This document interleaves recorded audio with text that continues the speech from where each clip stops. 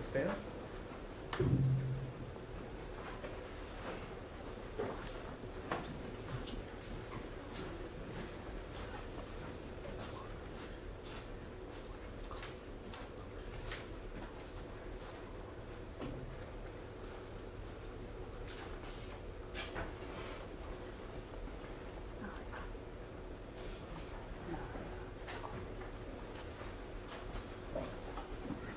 Mr. Preciado, can you please with your right hand, please? Do you solemnly swear or affirm that the testimony you are about to give is the truth, the whole truth, and nothing but the truth, so help you God? I do. You can put your hand down. Make sure to speak up, speak slowly and into the microphone. Make sure not to speak over either attorneys during the questioning. The court reporter can only take down one person speaking at a time. Yes, sir. And with that, defense, your witness. Thank you, Judge. Mr. Preciado, do you mind if I call you Ramon? No, sir. Ramon, how long have you been in custody now? Going on 6 months. And you've had some health problems while you've been in custody, is that correct? Yes, sir. Including last month in May, you were hospitalized for 5 or 6 days, is that correct? Yes, sir. My heart was give out and kidneys due to over medication and wrong medication. So at the jail, they were giving you the wrong medication and you were over medicated? That's correct, sir. Do you recall the names of those medications that they gave you? Losartan mixed with something else. I don't remember right off. And to get taken from the jail to the hospital means that you must have been exhibiting some pretty severe symptoms. My potassium was 2.5, 2.6. So it's pretty serious. It makes your EKG, it throws your heart off rhythm. So it makes your beats way off. So it makes the EKG kind of, you can see your heart could explode type. Was that a very scary situation for you? More than you know. Now, that you got out of the hospital, I think, on May 5th and came back to the jail. Is that correct? That's correct. It hasn't been smooth sailing since then, has it? They're kind of experimenting with the medication again. She kind of had it a little bit there and then it started getting off whack again. I could always How do you still feel? shaky with them. She got me up to 100 milligrams, and she said the doctor gave me for 50, she's up to 100. Who is she? The nurse practitioner, And so it has you at 100 milligrams of Losartan. when I got out of the hospital, I was up at 50. She got me at 100. So, and then she added Losartan, 5 milligrams. So she added an extra pill on top of what I'm taking already. So the nurse practitioner is giving you 100 milligrams when in reality the doctor at the hospital, an actual medical doctor, recommended 50. And I was doing fine with the 50, no shakes, no nothing, I was doing all right.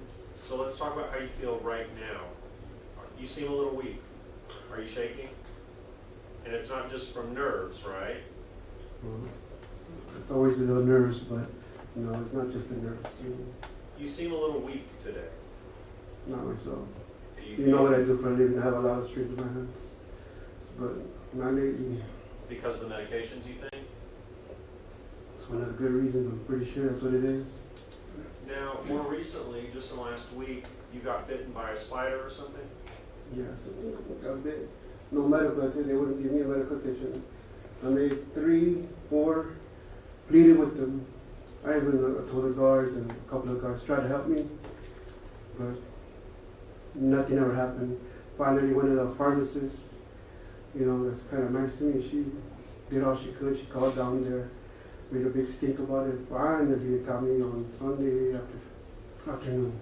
So, you were bitten by this spider a week ago on Sunday, meaning on the 9th probably? Yes, sir. And you didn't receive treatment until yesterday, the 16th? I got put in a sick call right away because we have family in the medical industry, and I know what a bite looks like right away. So it went from a bug bite to an infection to a staph infection. So she won't even cut it open. Right. You could tell, but I could tell you need to be busted open. I mean, Ramon, let me stop you for a minute. You said that it's been diagnosed as a staph infection now? So just told me, right, looked right my vision. Oh, that's a staph infection. I can see for a fact now. And did they put you on any medication?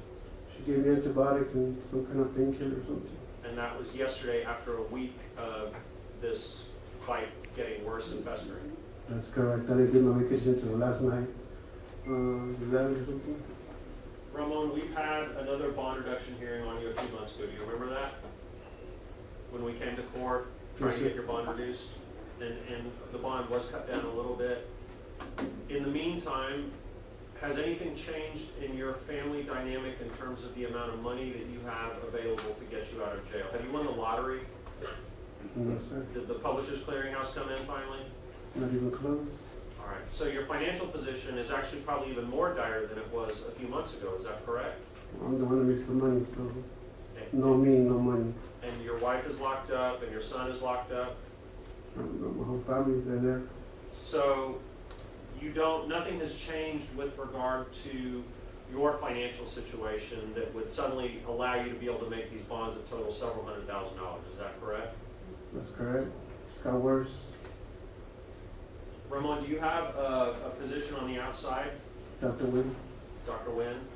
And he's been your physician for some time, is that correct? Yes, sir.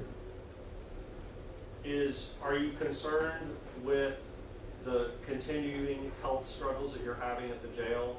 I'm very concerned.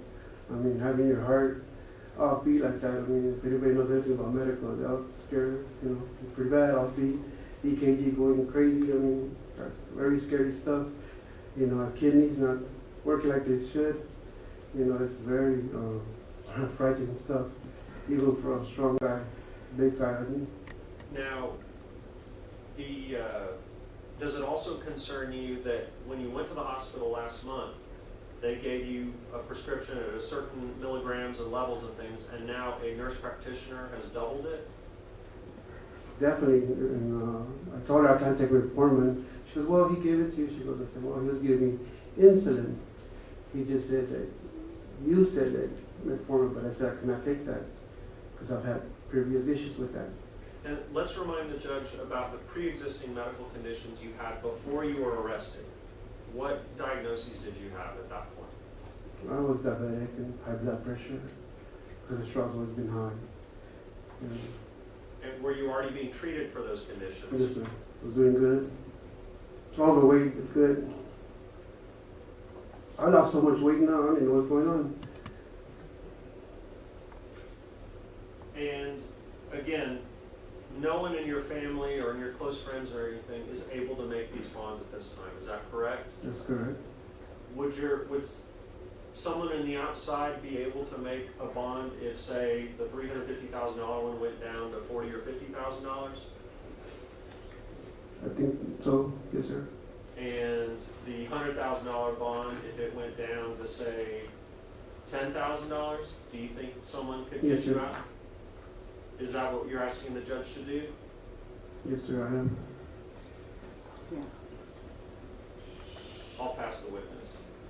State your witness. Mr. Preciado, Yes, sir. just to be clear, when were you hospitalized at the hospital? I don't have the dates in front of me. It was not even a month ago. So would it surprise you to know the records reflect it was May 1st, the first week of May? It was a week, I suppose to tell you. And what was it that caused them to take you to the hospital from the jail? Potassium, 2.6, 2.5. And, Overall, over a 2-week period, which is very dangerous, as you would know. and so prior to that, you've been having some issues with like cold symptoms? Prior to that, I was sick for a whole month, and again, no medical treatment. I didn't even get an aspirin. Finally, they gave me something, and I told them I can't be taking Tylenol like that. As it is, I can't have to take no pills at all. I don't like pills in my system unless I have to. But when you say you were sick for a month, that you were dealing with like cold-like symptoms? Flu-like symptoms, yes, sir. What kind of symptoms were you dealing Headaches, fever, coughing, with? You had a runny nose? runny nose, congestion. And at some point they treated you with Tylenol. That's correct. You didn't believe that was correct? No, sir. You don't just I didn't just have a headache, you know, there was other things going on, you know what I mean? And when you're taking other medicine, you shouldn't take Tylenol. It damages your liver, especially if you're already on blood pressure. Sorry, what were you gonna say? Okay. Or if you're taking other medication, you know, it's told me before not to take Tylenol if you're taking other stuff with it, you know, especially blood pressure and, you know, sugar medicine, whatever you're taking with it. And this nurse practitioner gave me a list of medicines that I wasn't sure what I was taking, so that made me even more nervous. You know, I think it would make you nervous too if you're taking a bunch of medicine. You know, you seem like you're a lot sharper than I am. I'm sure you probably would know more than I would, but I don't have that privilege of knowing exactly what she had. You know, she didn't write it down for me. But I am writing it down now. So when you're going to the medical unit over at the jail, that is a unit that is operated by the University Health System. Yes, sir, it is. And at some point, you were seen there due to low potassium. Is that what you testified earlier? Yes, sir. Okay, how did you present yourself to the, how did you end up in the medical unit for that? How did I end up? How did they end up taking you down to the medical I unit for that? pleaded with the lady to give me blood work because I was feeling weird. I was gonna pass out. Couldn't even see right. I had several falls. Kept telling her something's going on. And finally I told her, hey, I got people in the medical field. I'm gonna, you know, they know people. They're gonna start calling around. They're gonna find out that you're not helping me. You have to do some kind of blood work. You can't just look at a car and say, oh, engine's gone. No, you gotta check the oil. Excuse me? Did they do the blood work? I begged her for it, but yes, she finally did the blood work and she saw what it was, and she rushed me down to get an EKG as soon as that happened. So when your blood work came back that you had low potassium, did the jail attempt to treat that in the medical unit? She attempted to give me some pills yesterday. She gave me potassium or something, and again increased my medication.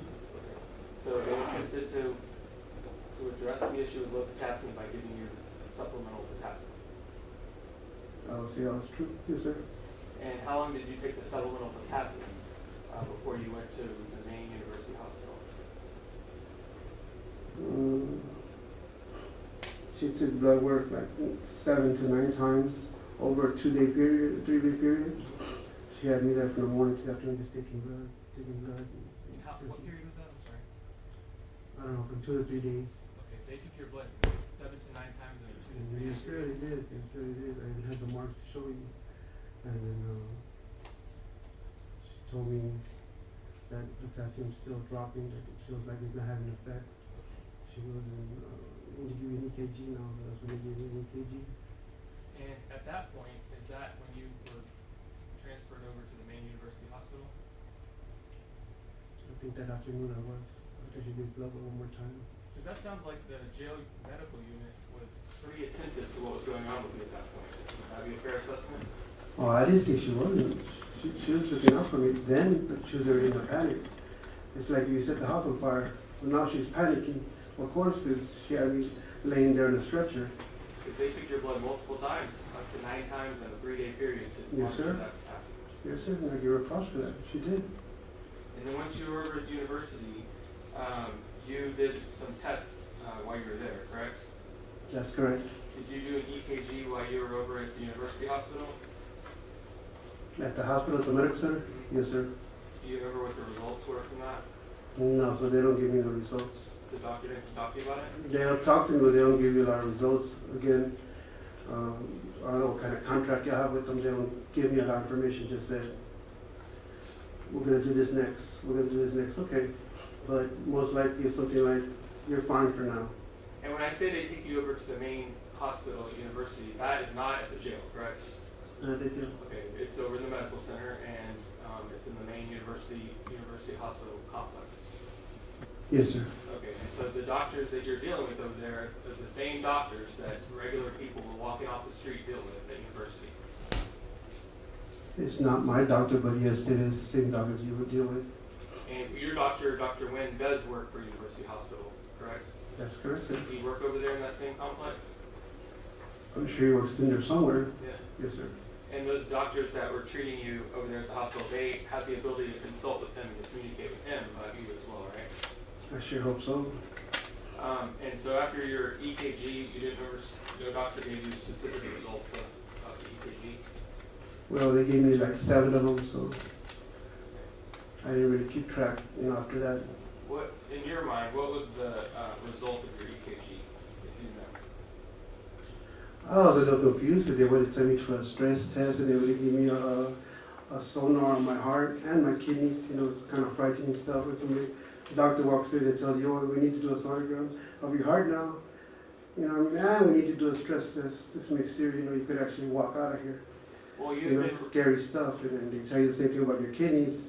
Due to some medication, it just, you see the same thing happen over and over again. And it's happening to me again right now. She's up to 100 a sergeant. And I'm not saying it's your fault. It is what it is.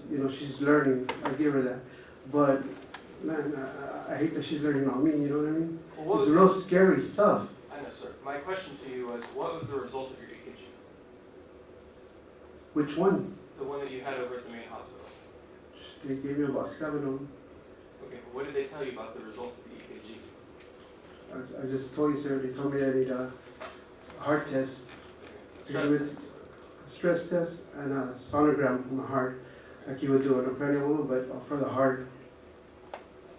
And that's the first one they rushed over to do. So, would it surprise you to know that according to your medical records, the result of your EKG that you had over there at the hospital was overall that things were normal? Thank God. That wouldn't surprise you. I didn't say it would surprise me. I'm just thank God that I'm okay. I thought she was going to kill me. I mean, I hear what you're telling me, and I understand what you're telling me, and I'm glad to hear it. But that's neither here nor there. If somebody's giving you a medication that's bad for you, it's going to keep happening to you over and over again. It doesn't matter if the battery's good now. If you keep running the car the way it is, it's going to run out of juice. so, You're going to kill the battery. You know what I mean? so it wouldn't surprise you to know that your EKG results indicated that your right atrium was normal in size. Does that surprise you? I have not heard of it. Have you heard, did they tell you that your right ventricle was normal in size? He said that he found everything on the stress test to be good. Okay. Well, I haven't gotten to the stress test yet, so I'm just talking about the EKG. I didn't really, to tell you, they didn't really go over to that with me too much. They don't go over little stuff like that for me. They want the big results. So it's not surprising to you that these things they look for are all normal in size and that your systolic function was normal as well. I'm just happy to hear it. So then you did the stress test, and can you tell us what that entailed?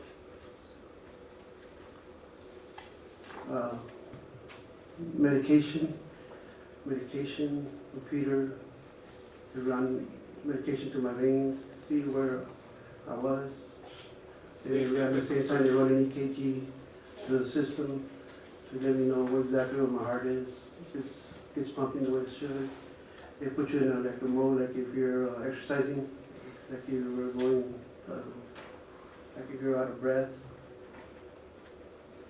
All right, so they kind of put some, let you do some exercise and see how your heart reacts to that. It's a chemical based, Yeah. same effect. They inject a chemical in so they can monitor that on the screen. Well, again, the guard didn't give me my medication the last 2 days, so when I went, my blood pressure was high.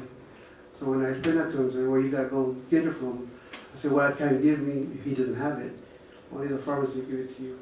And if he doesn't call me, there's no way of me knowing. So do you, after doing the stress test, how did that go for you? The stress test? Did you react to it in any adverse way? It felt like your whole body's like kind of like lifting, like kind of pushing out. Weird feeling, never felt that before. I don't know, I just never had one done, I don't think. But they were monitoring you during that whole time, during that test, right? Yeah, a little shaky though. You didn't pass out or anything? Just really shaky when my knees were buckling when I stood up. Like I said, anybody would, I'm not used to a test like that. Did you have any chest pain while you were doing that test? It wasn't no chest thing, I just was, when I went like that, she got worried. So when you were done with it, did they at some point go over the results about the stress test with you? No, Okay. No doctor came in and talked to you and told you what happened? no. So I guess I'll go over it with you. Would you be surprised to know that the 5 conclusions that were reached with the stress test were, number 1, that your stress was judged to be adequate? Am I surprised? Is that what you said? I mean, given what you went through with the stress test, are you surprised to see that that's what? I'm relieved I'm here. If you really want to know, I'm just happy I'm here. I thought I was going to make it out that hospital. But does that surprise you that to hear that that was the conclusion? I'm surprised I'm here. Does it surprise you to know that the resting hypertension was with normal blood pressure in response to the stress test? The nurse practitioner kind of went over it. No, she kind of went over it. If that's what you're asking me. She kind of went over it. She didn't give me the results. She just said, Well, okay, but I'm just asking you, I'm going over it and with your records and just asking if that surprises you that they concluded that. when you define surprises me, what do you mean surprises me? What are you trying to tell me? Well, do you find issue with this, what they've concluded in this, with these stress test results? I don't have an issue with the test. If that's what the test says, I'm happy. I'm more than happy. I'm thanking God every day that I'm here. Does it surprise you to know that they noted that you had a chest pain during that stress test? No, I didn't have chest pains. That surprised you to know that they concluded you had a normal resting EKG? Am I surprised? Right. Again, I'm just happy. So again, they're concluding that what they're seeing is normal. That's what you said, is it? I wasn't normal before that. You got to remember this, 3 weeks later, a month later, you're reading results, you're saying that when I took the test, but you got to remember there's time elapsed between, you know, if you put air back in the tire, then the air in the tire is back good again. You understand what I'm telling you?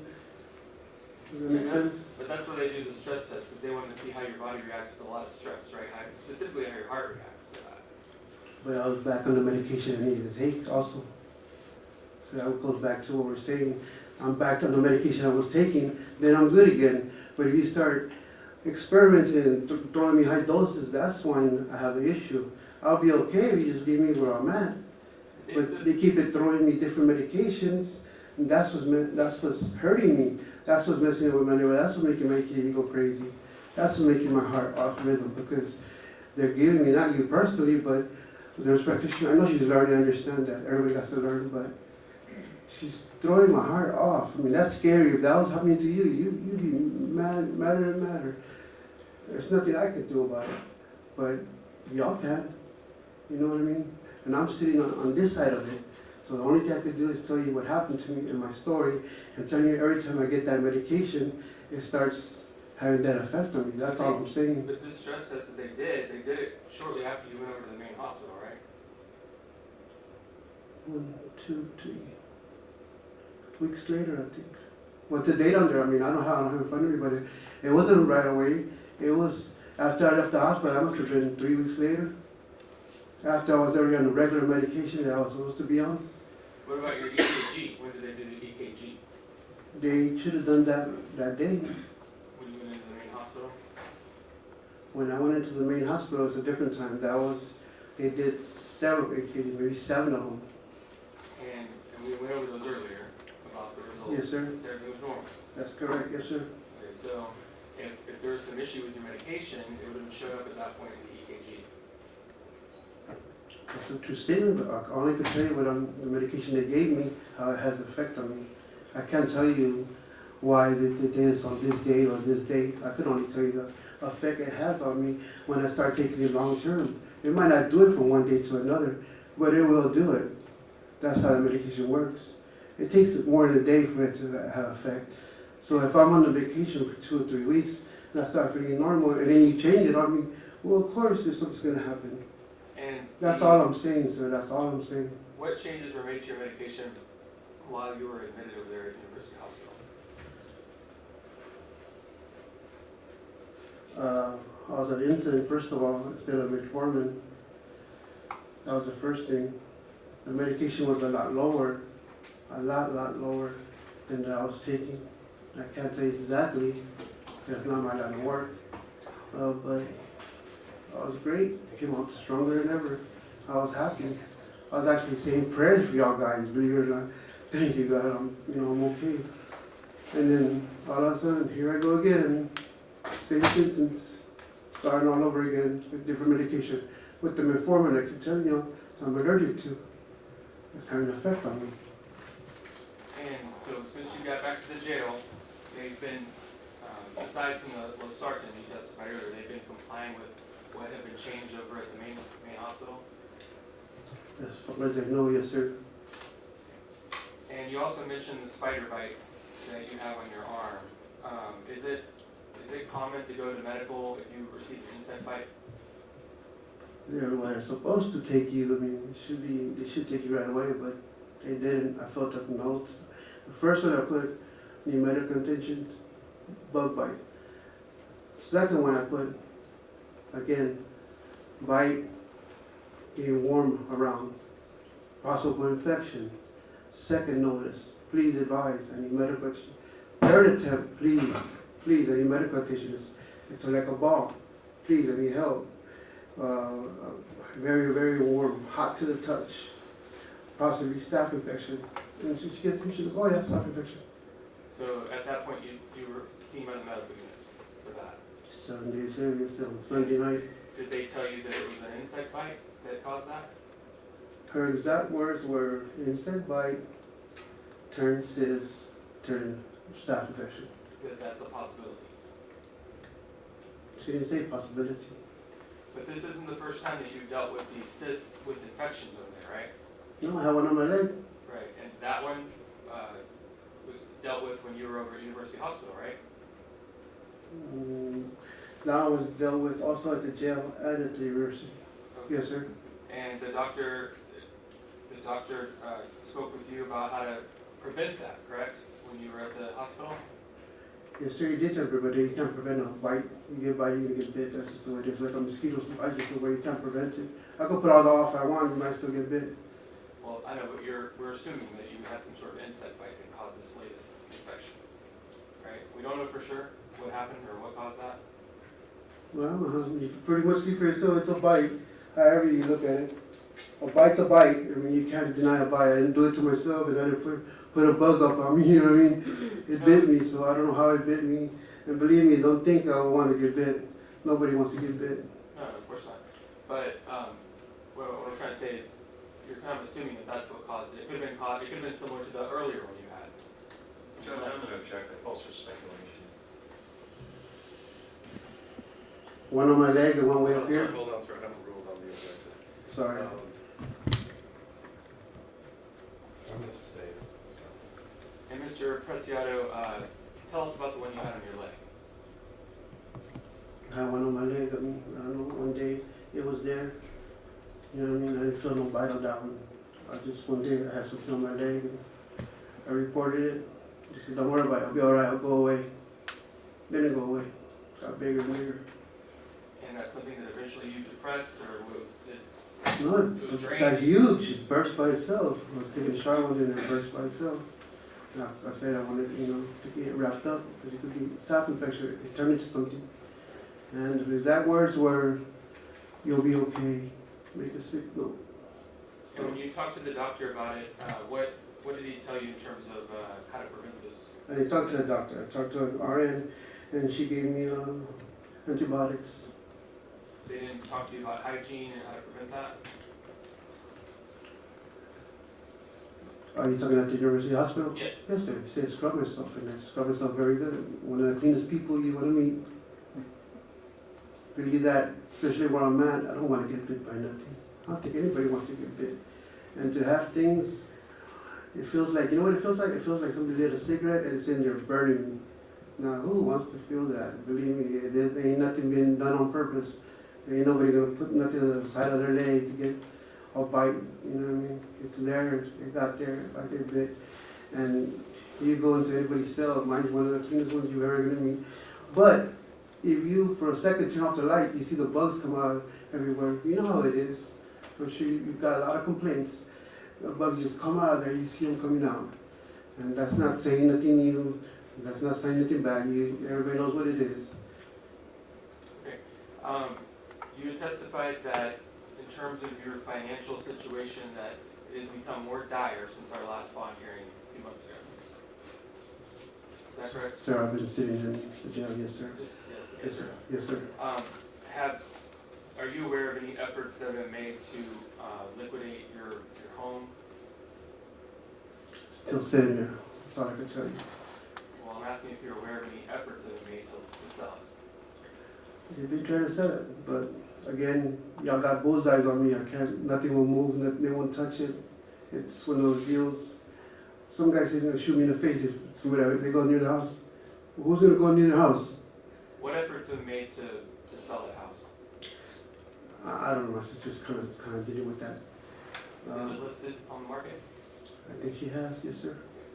And do you know what that house is worth, approximately? There's all kinds of numbers been thrown out there. What kind of numbers? I think she wanted like maybe 350 for it.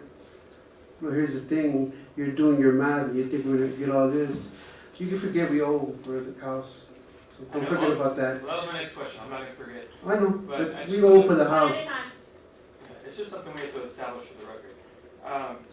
And how much is owed on the house? 200, 150, 180. So potentially you have $200,000 worth of equity in the home if it were to sell. You figure taxes, you figure she got to split with her family, and you're figuring a lot of things. You make it seem like, oh, you're gonna just keep 200 in your pocket. That's not gonna work like that. You know, and everybody says, oh, you're gonna keep it. No, you're not. She still has to split that with somebody. She still has to pay taxes on there. There's a lot involved. The realtor people, whoever they are, they're probably gonna take a percentage too. Then there's a closing clause, and there's a lot involved with that. So to say, oh yeah, you're gonna keep it, I love the way you're doing the math, but that's not real life. Real life doesn't work like that. Real life, you'll be lucky if you get a percentage of that. And then her family's gonna want their side of it. Then that's what we have left. If you do your math like that, you're gonna find out what's left, and you're gonna look at the bottom number, and you're gonna see that's real life. Because that's what real life, like people with us, deal with it every day. We don't have 500,000 homes. We don't have $2 million homes that we could sell and have that. We don't have that. And good, God bless the people that have it, but we don't have that right now. And I'm just talking about your home, no one else's. I know, I'm just letting you know.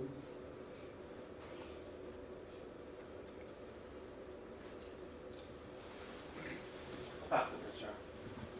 Ramon, real quickly, let's kind of follow up and remind the judge what was testified to at the last hearing, which is your home is owned by your wife and several of her family members, is that correct? Yes, sir. So you guys own a 1/4 share in it, is that correct? My wife does, but yes. Yes, that's correct. Yes, sir. Your wife owns a 1/4 share in that house. So back to Mr. Stout's questioning in terms of if the house sells, even if there was a $200,000 profit, the share that would go to your wife would only be 1/4 of that, is that correct? That's correct. One of the other problems that your family has had on the outside with regard to that house is kind of the negative attention that it's been getting, is that correct? Yes, sir. Case 5 runs it all day. And if- Second house, that's their Ramon, story. Ramon. I need to I'm gonna ask you very simple questions, I don't need explanations right now, okay? One of the issues has been, there's a neighbor across the street who has it on 24-hour loop video showing the front of your house, is that correct? That's right. And people are making comments about it all over online, is that correct? That's correct. People are making threats to you and your family, is that correct? That is correct, sir. And apparently, it's so out there in the world that anyone that's looking at that house immediately is informed of the significance of your house. And so that's driving the value down, isn't it? Yes, sir. Down to practically nothing. Now, the other thing I want to talk about, just briefly, is when you were taken from the jail to the University Hospital for evaluation and treatment on May 1st, the main reason you went there was because of the low potassium, right? Yes, sir. And the side effects. That's correct. And when you got to University Hospital, they confirmed that you had dangerously low potassium, right? Yes, sir. And in fact, in their own notes from May 1st, they mentioned that you had been in your usual state of health until about 3 weeks ago, At that time, you developed flu-like symptoms which subsided after initiation of Mucinex and Tylenol. Then you had a follow-up with the jail provider last week, which would have been the last week of April, and you were noted to have hypokalemia. They gave you oral replenishment, but it failed, and multiple repeat labs showed you to be hypokalemic, right? Yes, sir. That's when they took you to the hospital. That's correct. And it's not like you walked into the hospital, they gave you some shots, and you walked right back out, right? No, they were scared to say that. You were there. Lucky walked in, yes, sir. You were there for, I think, 5 days.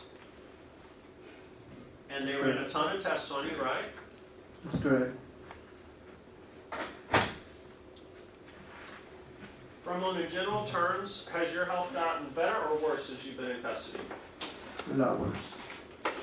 And whether the cyst on your leg was due to something you could have controlled or not, you still had it, right? Yes, sir. And now you have the staph infection on your arm. That's correct. You're asking the judge to lower the bond so that you can get out, so that you can try to not have your health continue to deteriorate. Is that correct? That's correct.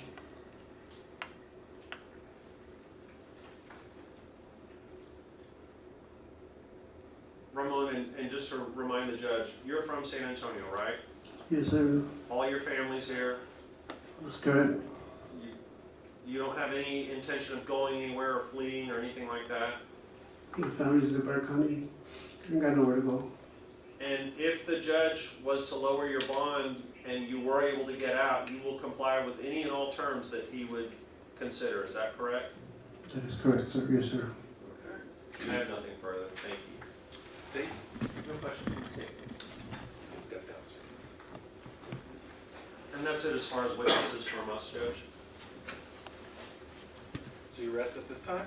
Yes, Judge. State? I do have some evidence off the record. Go right ahead. Give me 1 second. Excuse me.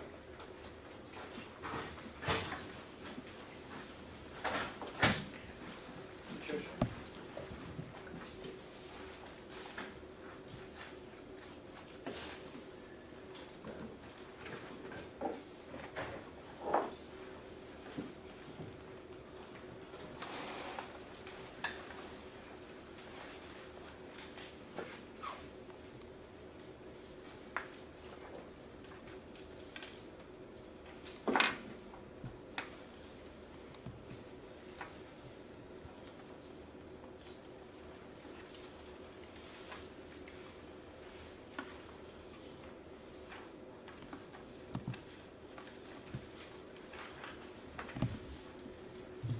Your Honor, the state is offering state exhibits 1 through 5. Opportunity to defense counsel.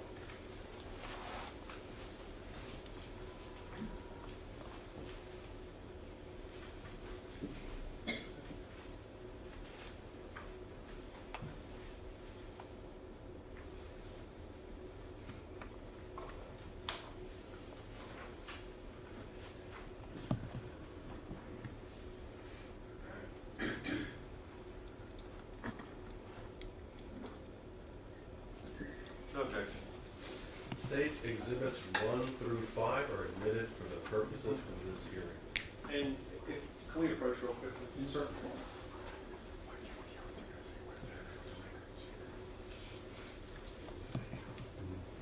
Can we go off the record? Yeah, that's fine. We're gonna go off the record. Yeah, it's good. All rise.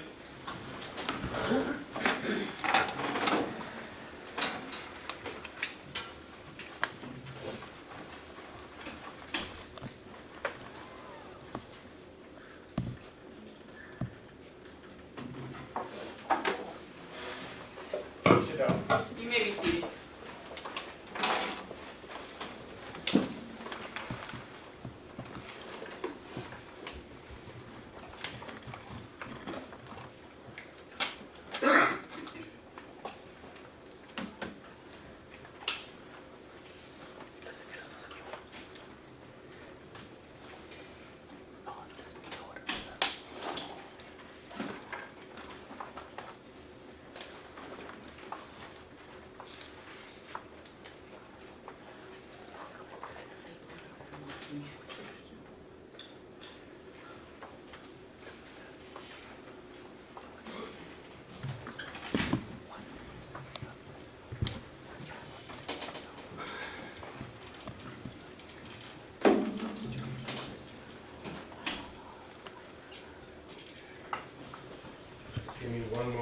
review these records.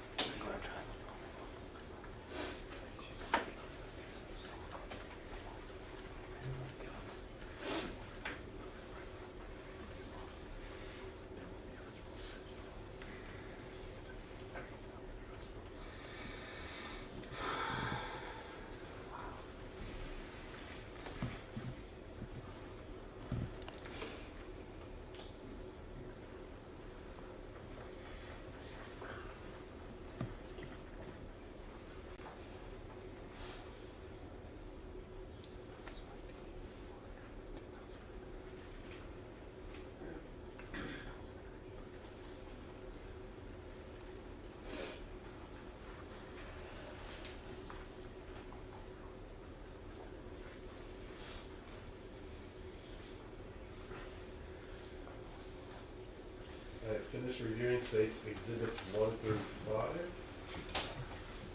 State any other evidence you'd like to present? Very much stateless. And I will entertain argument at this time. Just briefly, Judge, I will direct you to section 8 of each of the motions that I filed, in which I list what the typical bond amounts are for these levels of felonies. With regard to 2024 CR 4075B, this is a state jail level offense. as this court is well aware, these bonds are typically in the $2,500 to $10,000 range. As of right now, it is $100,000, which, as I pointed out, is between 10 and 40 times the amount of a normal bond, which is oppressive. It is excessive as well. With regard to 2024 CR 4074B, the bonds for this level offense are typically in the $10,000 to $50,000 range. And as I point out also, as it currently sits at $350,000, that is between 7 and 35 times as high as a normal bond would be on a case. And Judge, I hate to say it, but I think we all know why the bonds are this high, and it's because of those cameras right there. And because of the media attention that this case has gotten. If this case had not gotten this level of media attention, I think that the bonds would be at appropriate amounts. But unfortunately, because of a variety of reasons, there has been an amazing, incredible amount of media attention on this case, and it's been to his detriment. As you know, I'm court appointed on this case. I'm not retained to represent him. He does not have the money to afford a lawyer. He certainly doesn't have the money to afford the bonds at the levels that they're at right now. Based upon what you've heard today and also at the hearing a few months ago, we would request that you do lower these bonds, and we would request that they be lowered to something more appropriate for the level of these offenses. I've requested $25,000 on 7-4B and $10,000 on the other one. If the court is not inclined to go that low, my client would also appreciate any sort of reduction, but clearly the amounts in the hundreds of thousands of dollars for what are, one of them is a very low level offense, and the other is a mid-level offense, it seems excessive and oppressive because it's intended to keep him in jail and not allow him to be released ever. And as you've heard today, Judge, given the health problems that he has, and you can just take a look at him, he's lost a bunch of weight, he doesn't look well compared to the last setting that we had. And my fear, of course, is that he's going to continue to deteriorate and have further health problems in the jail that go untreated or delinquently treated. And so, based on all that you've heard today, please, Judge, we'd ask that you lower these bonds. Thank you, Your Honor. And I would like to ask the court to take notice of the prior hearing evidence that was admitted in that hearing, also the court's record. And I think it is unusual to be coming back for another bite of the apple when the court's heard a lot of this evidence a few months ago. And so I think I'd like to focus on what has changed in the last few months. And our defense for Mr. Preciado to talk about his health situation that has changed in the last few months. What's really changed in the last few months is that this case was indicted and his legal situation has become much more dire. When he was arrested, he was facing a state jail charge of abuse of the courts, as well as what was charged as a second-degree tampering case. And since he's been indicted, he has been indicted with 5 different counts under that tampering statute, and 3 different counts under the abuse of court statute. In addition, he's been indicted as a repeat offender because he went to prison in the past, federal prison, and so the maximum that he's looking at in this case, on that tampering case, is from 5 to 99 years or life, and that did not exist in certainty when we had our last hearing. That's how he was indicted at this point. So now he's looking at from 5 to 99 years or life on that case. And I know that's an important factor that the case law instructs the court to consider in these situations. Specifically, the ex parte Rubach case, which is 611 Southwest 2nd 848, is the seminal case from the Court of Criminal Appeals regarding these factors that are looked at in bond reduction hearings. And one of the main things that are looked at, one of the primary factors is the length of the possible sentence that he's looking at. And in this case, it's one of the highest that someone could serve, which is life in prison, potentially. In addition, the case makes it very clear that the defendant's ability to make bail is not controlling, but is only a factor that the court considers in making their determination. And also that any aggravating circumstances would be looked at. And the reason there's a lot of media attention is because there's aggravating circumstances in this case. Some of the most aggravating that many of us have seen. It's a triple capital murder. That's how it's indicted, that he was involved in. And so there's no surprise why it gets attention, but I think that that should weigh, that seriousness of that offense, that he helped conceal and cover up should help, should be instructed to the court as to what sort of bond is appropriate in this situation. And again, as I mentioned earlier, his criminal history is to be considered, and he has gone to federal prison in the past for a firearm-related offense. I think that's something that the court needs to consider. But in terms of the health stuff that we talked about today, I don't know if I saw anything that was alarming to me. That there are times where people with conditions, have low potassium. It sounds like the jail was diligent in testing him and addressing an issue and realizing and recognizing when they needed to escalate it to the main university hospital. And that's what they did for him. And they ran a bunch of tests on him. But at the end of the day, they found out that his tests were normal. And they addressed the low potassium.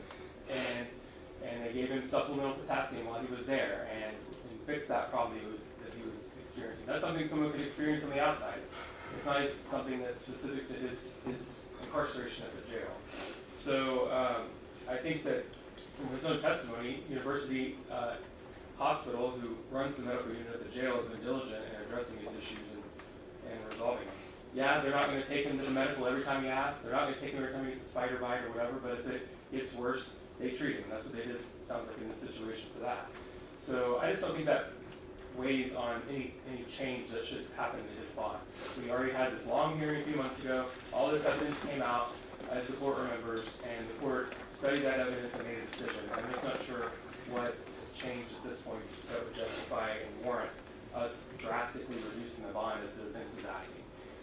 The defense said these bonds are not typical. I would remind the court that the burden is completely on the defense in these types of hearings to establish the record in that regard, and although it is mentioned in his motion, that is not evidence that the court can consider.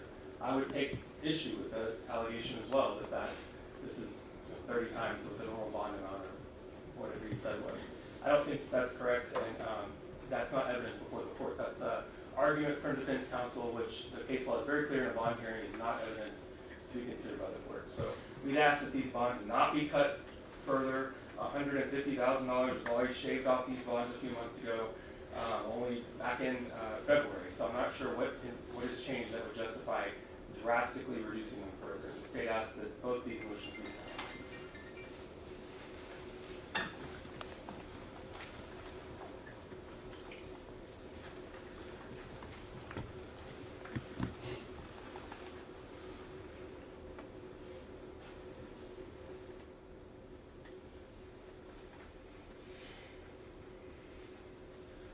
Cause numbers 2024 CR 4074B and 2024 CR 4075B.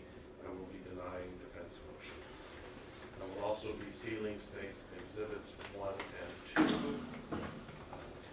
State, did you want to withdraw states exhibits 3 through 5, or do you just want to keep them as part of the record? I'll keep them as part of the record, Your Honor. They will be so. Anything else from either side? Nothing to say. Nothing, Judge. Thank you. And this matter is clear.